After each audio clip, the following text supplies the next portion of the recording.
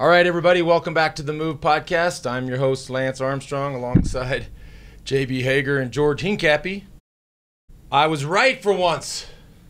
Almost right. I'll give you a credit on that. Almost entirely right about today's performance. This podcast is brought to you by Patron Tequila. Pretty clear who today's Patron is. Thomas de Gent. Mm-hmm. Clearly our Patron of the day. Maybe the Patron of the first week. That performance that we saw today was unbelievable. Outstanding. Yeah. And this is a guy, by the way, he went away at kilometer 0. He was the first guy to attack. He created this breakaway of 4 guys. Nobody gave him a chance to stay away. But before we get into all that and all the details of how spectacular his performance was, a little bit of business. That is the problem. Today's show is brought to you by PowerDot. The new PowerDot 2.0, the most mobile, functional, efficient, easy eSTEM unit on the market. Woke up this morning with a crick in my neck. George is making us all fly to Boise. I will have to put this on to even survive the flight. Otherwise, I don't think I can do the ride tomorrow, George. We're bringing some Lanceritos right on board. That might be why I have a crick in my neck. But no, truly love this product. Love the team, Eric and his whole crew. For injury prevention or injury healing or recovery, massage, even strength and performance. Truly a game changer. Full disclosure, all of us at Next Ventures are investors here, so I don't know if that's a disclaimer or an endorsement, but we love it. Starts at just $199. They're giving away one a day to all of our listeners. So go to powerdot.com/themove, and if you would like to buy one, get 20% off. Our listeners get 20% off. So go to powerdot.com/themove, and the buy code is THEMOVE. I'm very excited. I just got one for myself as well. Yeah. I'll be having it on. Well, what's today. I can't. Yeah, and I hope my hope is that you need it sooner than later. This is a high probability. This is my hope. I'm getting stronger. I'm getting fitter. The photographs are evidence that the legs are getting there. Do we have the photograph from yesterday? We have not pulled up, but I had a slight issue yesterday. I got this new SRAM electronic shifting on my mountain bike, and we'd never charged it. Took it out of the box. I've been riding it. We get halfway up Airline Trail yesterday. Whoops. No Mas battery. So that was my first single speed ride of my life. Right? Today's show is also brought to you by Road ID, not just one of our advertisers, but the sponsor of the Tour Trivia question, which we will get to in just a second. But first, there's 2 things you need on a bike ride. First is your helmet, and the second is your Road ID. Just think about it. All these loonies out driving around, looking at their phones, getting distracted, clipping cyclists. What's to say you're not just knocked out and all of this critical information that you would want people to know? Your name, your blood type, your contact information, all of these things. I mean, Edward and his team, it's just so logical, right? And so don't go out on any ride. It didn't even have to be a road ride. It could be a mountain bike ride. Make sure people know all of this critical information, and you get the help as quick as possible. Go to roadid.com/France, and we'll get to the trivia question here in just a second. All right, let's talk about Stage 8. Before we go into Stage 8, can I play you something? Did you hear Johan yesterday by chance? I know you guys were Did you, George? I did not. I'm going to play this at a low level here so you guys can hear it. You have to hear what Johan had to say about George's Highbrew Holocam breakdown from yesterday. Ooh, I didn't hear that. This is really good. Sure, there's a raving review. Yes, I do. I mean, before we start to talk about today's stage and tomorrow's stage, there was something today on Lance and George's show that I've been hearing some little bits for the last few days, but today I couldn't. Today I have to intervene and give George the first prize for what I would call the massacre of names. It's I don't know what George how he's reading those names, but today was it was on another level. He was talking about when he was analyzing the sprint. Yes, he was talking about the lead out for Viviani, right? And so he was calling those names, and he said, well, first of all, there's a guy on the Koenig Quickstep. His name is Dries Deveneins, Belgian guy, So who he can says say that? David, and he doesn't even get past the 2 syllables because the David Nines, he doesn't even get there. So just brabble something. And then another guy who he should know is Maximiliano Riqueze. Is an Argentinian guy, Argentinian champion, long time lead out guy for a lot of sprinters, and he keeps calling him Richie. So I said, what? I mean, but at first I thought it was a nickname, but he actually thinks he's called Richie. So George, it's Riqueze. Riqueze. How is that in Argentina? So that was it was funny. It was funny today. And George, David Nines is not part of the lead out train. The guy you mean is Lampard. So it's Lampard and Morkov, Riqueze, and then Viviani. 100%. They said it on As TV. we all. Well, I'm actually Johan. I'm this quite is a proud of consistent this theme. award that I won from you yesterday. I appreciate the shout out. I'm embracing my new South Carolina heritage, where syllables is just very optional.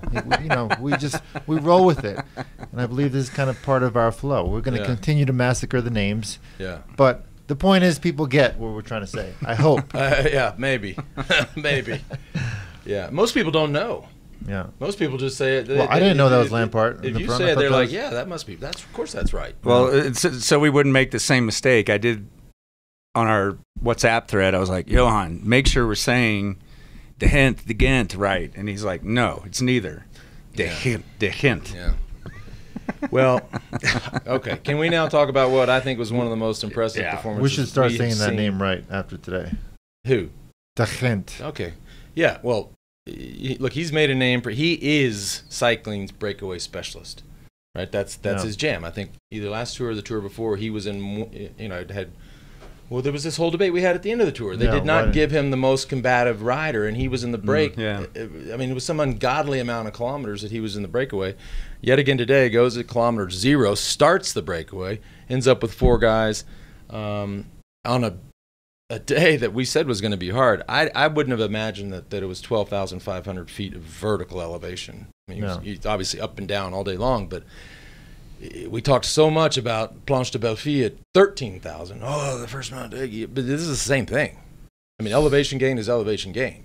So for him to not just get out there, but the last 20K, I gave him no chance to stay away. Well, not only that, he rode away from DeMarchi, which is arguably one of the best breakaway specialists in the peloton as well. Hit the bottom of the climb, had a plan, just didn't even think about it. He took off at the bottom, rode away, and the peloton behind was not going slow. They only took about 30 seconds out of him in that really steep climb when Alaphilippe went. So he had still a lot of gas left in the tank to be able to pull Julian off the win. Alaphilippe and Thibaut Pinot were going as hard as they could go. Yes. Right. That they had all the incentive in the world. Alaphilippe, as I said yesterday, wanted the yellow jersey back, got the yellow jersey back, but he had to ride as hard as he could to stay away from the pack of 30 guys behind. And this Thomas de Gent, he just doesn't get caught. I know. Sorry, Alaphilippe, one of the technically phenomenal on the downhills, and he's just. I said to George at one point, "Is he on the moto?" And he was. It would go against the logic of what we said the other day, since he's Belgian and Alaphilippe is French. But I cannot say enough about that performance. That was. Yeah, it was spectacular. We got like to see 2 great things happen. Alaphilippe back in yellow, which you thought would happen. And seeing this guy stay away, if Pinot and Alaphilippe had caught De Gent, that would have been such a disappointment. So we got Alaphilippe would have won.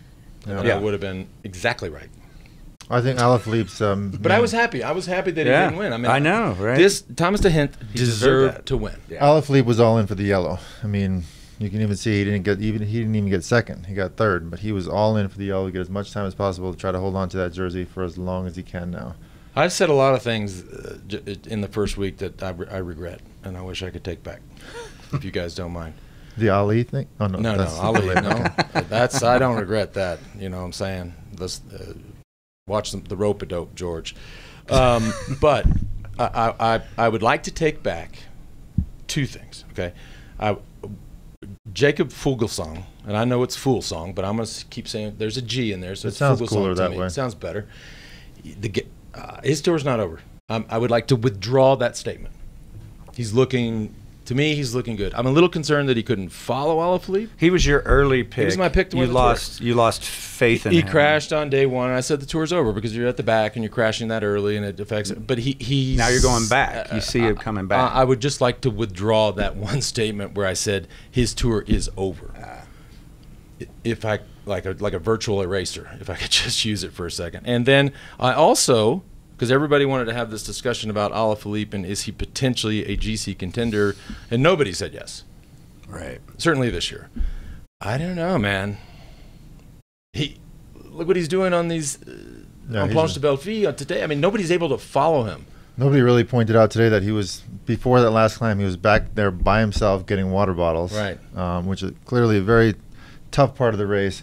Getting water bottles, gets back up to the front, and rides away from the peloton. So he's got some mad power going on right now and feeling really good. Why is he fetching his own bottles? I want to, you know what? I think he was on his own. No, I'm gonna speculate on something, okay? And I didn't see him take a sip of the bottle, but it's commonly known that the usage of ketone esters is prevalent in the peloton. Totally legal. I'm not trying to expose anybody here, but the use of ketone esters is there, and I do know that Deceuninck Quick-Step is one of the biggest consumers of ketone esters. Yeah, it's very beneficial, right? Yeah. And if you need it for the last 30, 45 minutes of a stage, and you're the only one there, you go get it.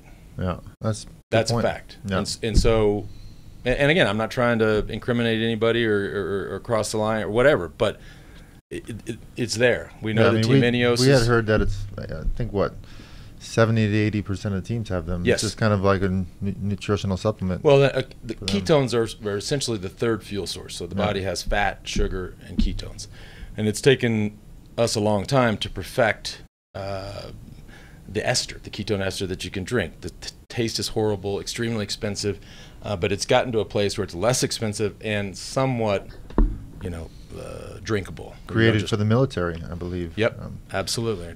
So it was invented or created or whatever in conjunction with our Department of Defense and I believe Oxford over in England. Yes, correct. And so Team Sky was the first team that had access to ketone esters. But I'm speculating, but that explains why he would go get his own bottle instead of just taking. Maybe look, he could have been extremely thirsty and had no more water. So, not for nothing. Good point. But it was. You could have discussed this when we were talking about our notes. I didn't think about it. I didn't think about it. Honestly, I didn't think about that. But I mean, are we ever going to see? Back to the discussion. I mean, I don't know. His team. George brings up a good point in the pre-meeting that how long can he hold on to the yellow jersey? He was alone at the end. Yeah. His team is. And I think he was with Enrique Mas, who's also a GC guy, probably top 5, top 10 contender. But looking at tomorrow's profile, we're going to get to that. We won't pull it up yet, but yeah. These days coming are hard, and his team, then who knows? But I mean, at some point, why won't Deceuninck Quick-Step just change their efforts to support Alaphilippe 100%? This is very possible. George is the one with all the sources there. Why don't you make that happen, George? They might have to, right? But at the same time, they've been doing a ton of work since day one, getting ready for these sprints, and right now their goals are going to have to get shifted, or, like you said, they're going to have to forget about the sprints if they want to help Alaphilippe. Right. They're not going to be able to do both because it's very difficult to do that. Yeah, aside from Thomas de Hint's performance, not a boring finale. I mean, you had this crash that Michael Woods was leading. He was right in front of 4 or 5 Team Ineos guys and goes down, and it was just like dominoes. Mm-hmm. Like the thing it's hard. It's impossible to avoid crashing. So they all go down. You saw this dramatic footage, and we can cue it up of Johnny Moscon's Pinarello. Yeah, he now has, which is crazy. He now has 2 Pinarellos. I know, right? Make a wish.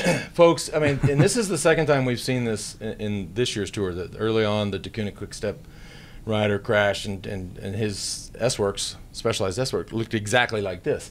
It's a $20-something thousand piece of machinery sitting there in half, right there. I mean, I don't know. You just can't be very confident going downhill at 50 miles an hour. And no one is going to do that. Pictures like that.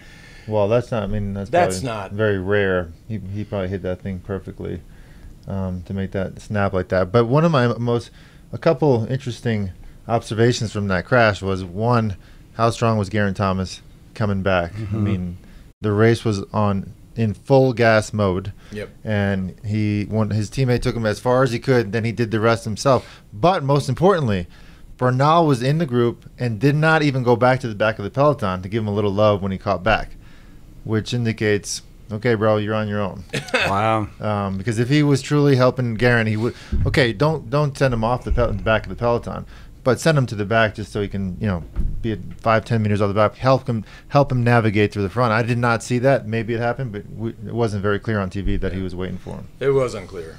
And what is also unclear is if I'm Geraint Thomas and you get back in that group and you only have one teammate and he's at the front and you're trying to get you just got to find your friends. I mean, you know who's either a countryman or an old teammate or just somebody you're friendly with, and just ask for a little help, even though your jersey's different. But he's the former winner of the Tour de France. And right. You got a 22-year-old kid up there. If I'm the director, I'm saying, dude, go to the back, help him out. I bet the director said stay at the front. You think? Yep. Kind of hedging your bets. Yeah. If they don't get back, you've got the front covered, and when you have Johan 2 leaders. Johan Brunel would not have said stay at the front.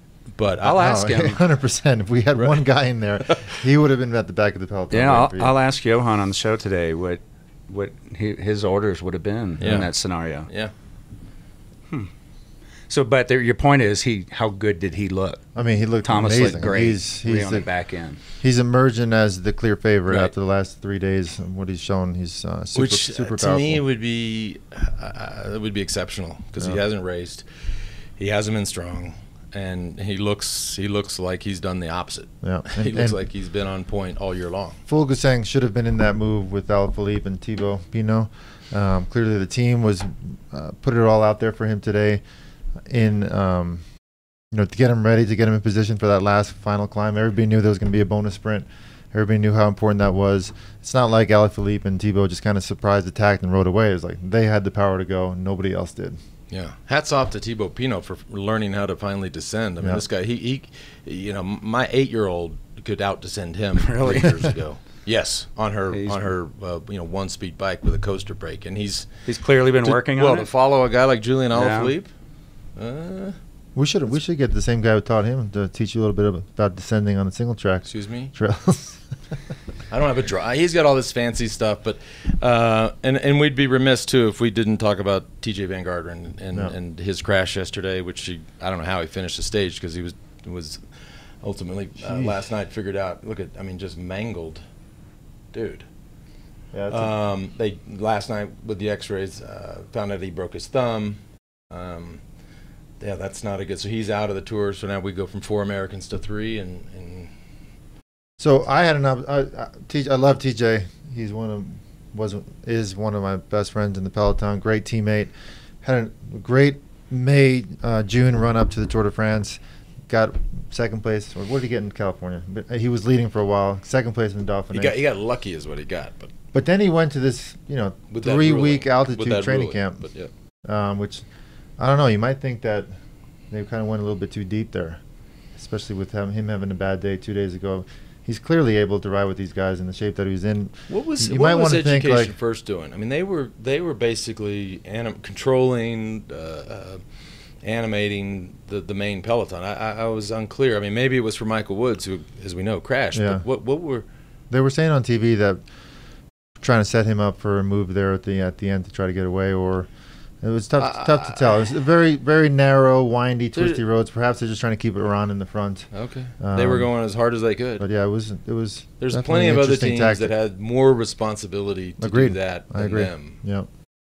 It came up earlier that Alaphilippe had to go get his own bottle, and I want to go back to something that George has some thoughts on fetching water bottles when you had to do this. I know you know nothing about this subject. I love talking about stuff that he knows absolutely nothing about. The Tour de France, getting water bottles. In fact, I think he gave me a water bottle one time in our 30-year history when we were doing some fun gravel ride in Bentonville, Arkansas. It's about the only time he's ever gone back for a bottle for me. That's pretty cool. But anyway, there is an artwork to going back and getting water bottles. Okay.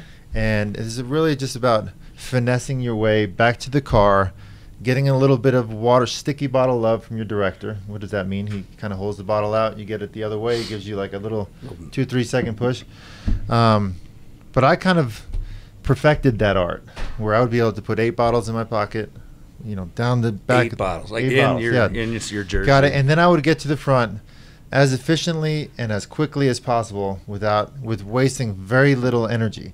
And how do you do that? You have to be able to pick the right moment to go back on a descent or a place where you can effectively coast by. You yell service to the guys that are in the way. They move out of the way. Service. But then one year, I don't know who it was, Lance or Johan, came up with this brilliant tactic that we had to go back as teammates to get water bottles, which completely screwed me over because nobody can follow me through the peloton with a bunch of water bottles. So now all of a sudden I got to wait for my teammates while they get their water bottles. Johan, I'm still kind of pissed that you came up with this tactic. I still don't get it. Like, you took away one of my biggest strengths in the peloton was to get through that peloton with 8 water bottles as quickly and as easily as possible. When I'm sitting there waiting for my teammates to get bottles, totally messed up my whole game. So I don't agree with that tactic. Maybe you can talk about it with JB here later today. You sound very bitter. He's angry. At the time, and today when looking back, it reminded me how mad I was. I'm like, Johan, why do I have to wait for these guys? This is not your Let me best do my own comeback. shit. This is I'm not gonna get your my best guys the comeback. bottles. Okay. Never had to do it again, but on that year, for some reason, we had to do it, and I'm protesting now. Yeah. Official protest. Yeah. I just got a text from Brian Smith. Remember Brian Smith? Yeah, I got a text last night from him. Wow, he's just texting all this. So he said, this is a funny text. He says, "Hey Lance, I'm listening on the tour with Sean Kelly, one of the greatest of all time, while working for Eurosport. Running every second day, legs are killing us. Will this Power Dot thing cure our old legs?" Smiley emoji, Brian, enjoying the show. Yes, Brian, it will actually. I don't know if it'll cure it, but it'll certainly help. I guess we need to get Sean Kelly and Brian Smith a couple Power Dots. Absolutely. It's pretty funny. I know you guys wanted to mention Ben King making the breakaway. Yeah, it was great to see Ben up there. Fellow Southerner, great guy, won 2 stages of the Tour of Spain last year. And I was happy to see him in the breakaway. Was surprised to not see him last longer with those guys, but it's his first breakaway. I think he's going to get better and better. And I'm truly confident that we will see him in more breakaways and be fighting for the win, hopefully, in the next few weeks. One of the bone I would like to pick with I don't know who's in charge of this, but this GPS system isn't accurate. What we're getting on the TV at the top left, where it's supposed to be real time gaps essentially. It's just it can't be right. And maybe maybe the tree cover has an impact, or I don't know. But today it was all over the place. I don't think I think that's whatever that thing they have on their bike that's beaming up where they are is off. I'm just saying. Yeah, it seems that those sort of shorter time gaps, it's kind of all over the place. Yeah. So for the fan at home, just don't take that. I don't think, and I think it's either a UCI deal or ASO, whatever, but don't look at those and think that they're 100% accurate, because today proved, this shit was all over the place. It's a ballpark of the gap. Roughly.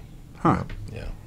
Yeah, they still do the chalkboard on the moto. I know we've talked about that. Yeah. I'll do that forever. I know. No. I still love seeing that.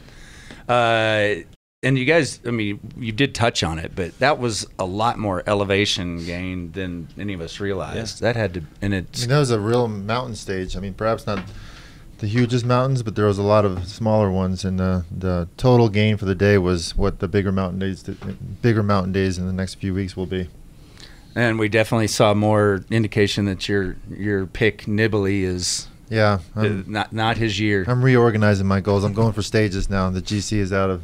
Well, I think I was allowed to withdraw a statement, so we'll let you withdraw. Can I pick a new favorite? Yeah.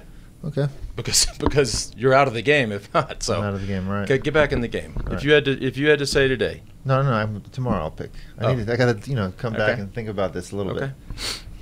And before we look into tomorrow, one other thing that we wanted to, and I haven't seen this, now I'm really curious. The UCI has a cycling survey. Yeah. Yes. And this is for the general public, right? Yeah. So the UCI, as clever as they are, they're now asking the public, what should we do to fix road cycling? right? They would like our input.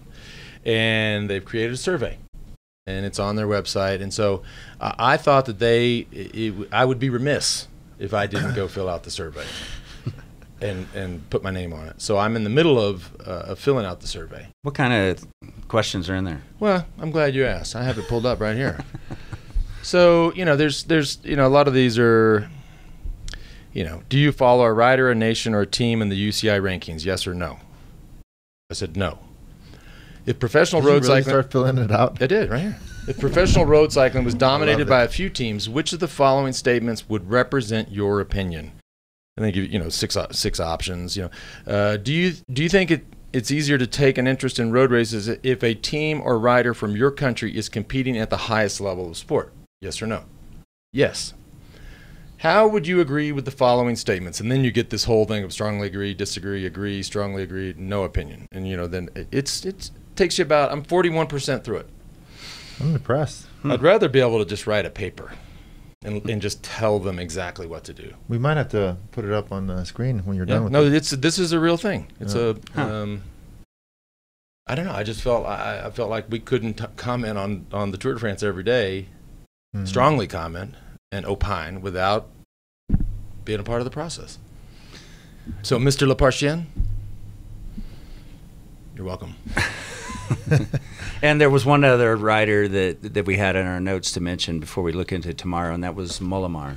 Yeah, I was kind of a little bit surprised to see him clearly he was suffering. He did some work, but he was kind of, in my opinion, hanging back a little bit. He should have been up there giving everything he had for Ciccone and Porte to keep them in great position. But in my opinion, him sitting back there and saving a bit of energy he's thinking about himself for the overall. He's an overall rider for sure, but they have to decide, where they're going to spend all their energy. Yeah, at one point we saw the yellow jersey on the front pulling. Do they want to keep the yellow jersey or not? So you got to make those decisions there on the road. But they said yesterday that they quote unquote respect the yellow jersey, but they are in this Tour de France to support Richie Porte. Yep. That's what they said. I think that's, as I said yesterday, that's a mistake. That's crazy talk. But I think he's looking better and better. He may be looking like the Richie Porte of old, in my opinion. Listen, a team that's only won 5 bike races this year, if you get the yellow jersey and you maybe get a guy that's going to be top 5, I'd be holding on to the yellow jersey. Oh, for sure. Same here. Well, then you do agree. With that, yes. It's kind of like what we were saying about Alaphilippe earlier. Why not put your, all your eggs in that basket? Now that I think of it, because you've got it. I guess because I'm coming back on Alaphilippe, whether or not he's an overall guy. But as you look at these performances, I will say, just a little caveat, you just can't do that every day, like day in, day out. Did it on stage 2. I mean, that takes a lot of energy. A lot, yeah. And so that's the man with the hammer eventually comes. I know I'm talking out of both sides of my mouth, but I am impressed with him. But I also have to acknowledge that he's going to crack. He's got 2 out of the last 3 days. He's finished that finish line basically buckled over. Yeah. Kind of like you were on the top of the mountain the other day, but just you don't see that very often where, they put everything out there, man. 110% effort. Ali was the king of the rope-a-dope. You keep talking. You can be like Ken Norton. Seriously. Let's see. Or like with the grill with shit. Foreman. George, you can be like George Foreman. Hey, before we look at tomorrow, let's definitely look at tomorrow because it's an interesting, potentially eventful day. Let's do a little bit more business. Today's show is also brought to you by Roka, ROKA, started by athletes, for athletes, in a garage in Austin, Texas. 30 patents when it comes to their technology. Some of the best lens quality I've ridden with ever, and the fit, the function. You know what else I really love about the shade that I ride with is the hinge. Like, I'm a sweater. Like, I run hot and there's sweats everywhere. So when we're out mountain biking, I can hinge it on my brake cables, and so I don't like getting sweat on my lens. And so I hinge it there, and it never moves. It never comes off. I love it. That's not even in my notes, but it's like one thing that I did notice you do that the other day, and I had never seen that before. Yeah, it's because this hinge it won't come unhinged, and you don't lose your shades, especially on a mountain bike. And as I presented George yesterday with the gift of new readers, they also make incredible prescription stuff. So as your eyes start to go, as mine are, as everybody knows, with this tour's 3 years ago, I had 1.25s. Last year, 1.5s. This year, 1.75s. Next year, I'll have Roka 2.0s. For our listeners, 20% off your first purchase. Go to roka.com/themove, ROKA.com/themove for 20% off. Last thing, anybody want to get 10 grand for free? Well, Road ID is going to give it to you. If you get, if you participate in this tour trivia contest, which some of these are just amazing. So play the game, go over to roadid.com/France. And today's question, the Tour de France started outside of France for the first time in which city? Go to roadid.com/France to answer this question and score also a chance for the daily prize, which is a GoPro Hero 7 Black. We need some GoPros on these rides, I think. Yeah, we got to do it. Yeah. We're getting some amazing. Yeah. Okay, trail one lucky footage. winner even takes home a $10,000 BMC shopping spree. Again, that's roadid.com/France. The question is, what was the first country outside of France? Blah, blah, blah. Well, first city. I'm sorry. What was the first city where the tour started outside of France? And here's the four choices: Barcelona, Amsterdam, Vienna, or Berlin. I got no idea. No clue. I mean, they started in Barcelona. No? I got no clue. But my I don't- buddy Sam Kavoris from Florida, old NFL commentator, suggested that you should also answer the day before's question when you read out today's question, just so people can know what the answer was. Okay. Could I be forget good. what yesterday's Next time. trivia question. Well, not today, but just for future reference. We'll start tomorrow. Okay. When we're in Boise. Oh, speaking of Boise, we should we'd be remiss not to shout out yesterday's women's results. You know, our friends at Show Air 2020 won yesterday's time trials, drew an international field. Olga, Johan, I'm sorry, but I'm totally going to screw this one up.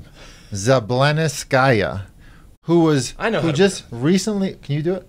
No. Okay. She just recently switched countries from Russia to Uzbekistan. Whoa. And there's a story there. I don't know what it is, but it'd be interesting to find out. Well, we're gonna maybe she she's in finished Boise. 5 seconds behind our good friend Kristen Armstrong, who will be on the podcast with us tomorrow Yes. in Rio. But shout out to Chloe Dygard, who won the stage, coming back from a huge concussion last year. American girl, young. I think she's like 21, 22 years old, but she won the time trial and basically crushed the field. So we're looking forward to being there tonight, watching them race, and then a lot of them are gonna ride with us on Sunday, tomorrow. Yeah. All right. So let's look at. I'm sorry, JB. Sorry. The show will be later tomorrow because we're doing the ride, and so Yeah. the show will be. We'll have to start later, and so all of it will be later. The live show will be later. The upload to iTunes and all the different channels will be later. And that's my fault, everybody. No, it's 100% your fault. Yeah, 100%. And also got him to commit, since he's getting so serious about this race on the 28th, to doing the 80 mile with me. I'm already recruiting some of my old ex-pro guys, or pro guys now that I used to ride with, and some guys that are on my team to help pace us. Perhaps we try to stay as close to the front as possible for the day. Quick question. Are we each waiting for each other Yeah, if we gotta somebody finish- flats? We're finishing together. Well, tomorrow. no, we're not. Don't What sit do here you and mean we're talk not? shit and say that we're going to hold hands. No. I think we should ride together. No, I'm bringing the optimal equipment based on what you've told me about this course with the amount of, first he starts saying, there's 5 miles of gravel. We're training. This is a training ride for us. Time out. I got the mic. Okay. Now it turns out there's about 25 miles of gravel. So I'm bringing a gravel bike. He's bringing his road bike. If you flat, I ain't waiting. This is a race, all right? All right. Dead serious. Well, you gotta And wait if for I me. flat, You gotta wait shouldn't for wait me. for me either. You got to wait for me for the show anyway, so might as well wait for me on the ride. I'm not worried about when we start the show. I'm worried about who crosses the finish line first. Our fans, our members are worried. They want us to start as soon as possible. So it's in our best interest to stay together tomorrow. We'll see. So yeah, on that note, a couple of adjustments we're going to make tomorrow so that we can get it out earlier. I'm going to do the show with Johan while you guys are riding. So we'll actually put that out first. Okay.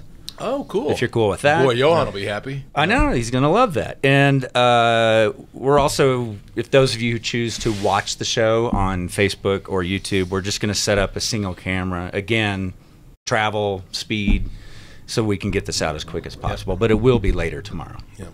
All right, fair enough. All right, let's look at tomorrow's Yeah. stage because this could be very telling for Alaphilippe, right? We may know sooner than later Yeah. what these back-to-back days are like. Yeah. I mean, it looks a little bit like today.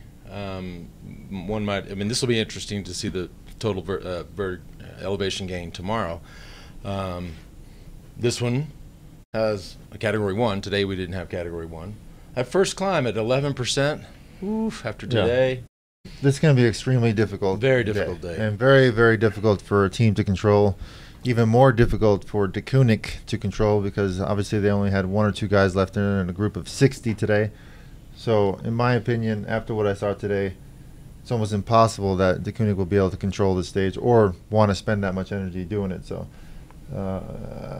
this would indicate a breakaway was getting away tomorrow. Yeah. Well, there's plenty of people that have lost a lot of time, Yeah. so it's in their interest. Yet another, as you see at the end here, yet another time bonus on the final, second to final climb there, and De Kooning will get some help. The GC teams won't want the race to get out of control, so they'll get some help along the way, but they won't be able to do it on their own. So predicting a breakaway, but what about GC guys? They're gonna be testing each other at the end. I don't think so. I don't think so either. No. I think they're going to try to hide as much as they can. Really? And the same thing I said yesterday. We are still in the Massif Central. In fact, they're even deeper into the Massif Central, this part of France, which is I touched on it yesterday if you weren't listening. But the roads are just slow. They just don't roll. I mean, there's no potholes. It's just the chip seal, the surfacing that they use in that part of France is just slow. You can just hear it on the You tires. totally hear it on the tires, Yeah. and it just and you hear or you feel it at the end of the day. It just takes its toll. Okay. Not hot, still not hot. I just checked the weather. High 70s, low 80s. Perfect. They conditions. better be thinking they're lucky stars because it could be 100 easily. Well, and they had that massive heat wave in France 2 weeks Before this. ago. Yeah. But I guess that pushed through, luckily, right? A couple of quick questions and comments. My 11-year-old son and I were watching The Move on Facebook, and he asked me if Peloton was French for pedal a ton. I said likely no, but it should be. What is the correct translation? That's from Mike and Cole Massaro. Well, That's another T-shirt. Another T-shirt. I'm We got sure 3 if we T-shirts so new far. T. Oh, I don't want to close out my survey. Hang on a second. Shoot, sorry, David Lepartien. See, now if you look up Peloton, I know we're gonna get. Boom, you're gonna get Peloton, the exercise device, bike. Yeah. But if you, I don't know. I mean, we know. I mean, a Peloton is the group of cyclists, right, going down the road. The direct translation, I don't know. It's Why- not pedal a ton.